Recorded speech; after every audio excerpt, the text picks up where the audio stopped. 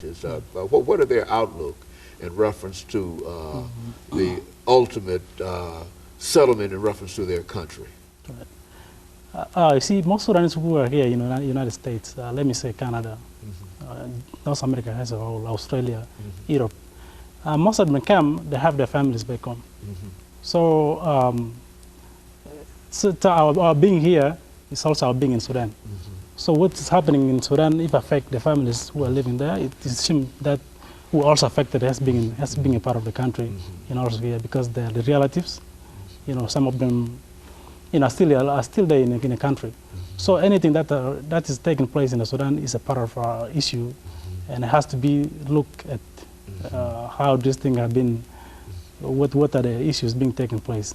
When the Christians and Muslims tried to start rioting and fighting one another in Sudan, it has a tremendous impact, you're saying, on the people, on the Sudanese in the United States and Canada and Australia and everywhere else, and they are pained by this kind of violence. Would that be a correct assessment of it? Yes. Most of these people were part of the,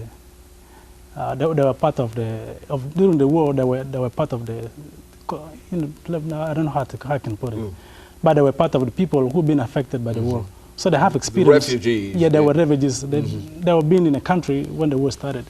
So they have the experience of the war, and when they went to the neighboring countries, they were not having an option that they will be resettled in the different countries. But like for instance, when I was in Uganda, in Uganda, because I was in northern Uganda. So also in Uganda there were rebels who were also fighting in Uganda. So a part of it will become a victim of the Ugandan rebels who are operating in the north. So, so me as being a part of, member, in a community of North America, so I have also experienced that I was a part of the a victim of the war that happened in our country. So that's applied almost to everybody who are here, and so these are the issues. It's a really painful experience to be from East Africa, especially with all of the situations, violence, and etc. It's a painful experience to have to be here among, quote, all of the freedom that you do experience, and etc., and then reflect that most of your relatives are still under these kinds of conditions that you're talking about now. I would imagine that's a very, very painful experience. Is that not right? Yeah, that's very right. Like I say, and mostly I would say that 80% of African countries are not enjoying peace. So most of the countries that people went there still they find that there are problems of that country. So when there are problems in that country, so you become also part of the problem because you has been from another country to another country, usually you face difficulties. Starting a life as being a refugee is a very difficult situation, especially there are most people whom their families were part of who joined the rebels, and some of the families who also joined in the government to fight the war.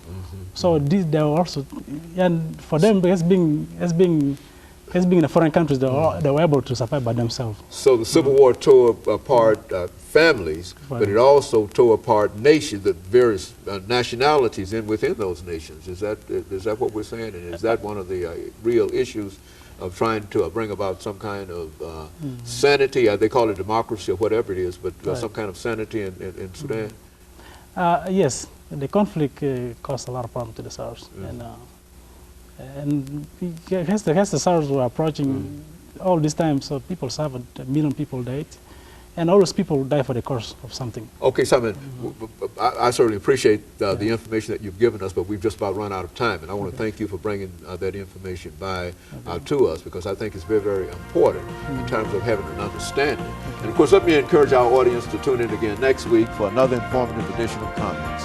Thank you, and